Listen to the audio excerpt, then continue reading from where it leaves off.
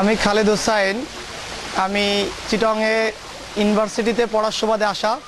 তবে চট্টগ্রামে এসে আমি প্রথমে একটা এমএলএম কোম্পানির সুযোগে কাজ শুরু করি, কিন্তু সেই কোম্পানিতে ভালো না করার পরে আমি মিশন 10কে অনেক দিন পরে পাই, যেটা আমার জীবনে প্রথম দিন থেকে যে স্বপ্নগুলো ছিল সেগুলো পরিপূর্ণ করার জন্য মিশন 10 আমাকে অনেক ফাস্ট এগিয়ে নিয়ে যাচ্ছে।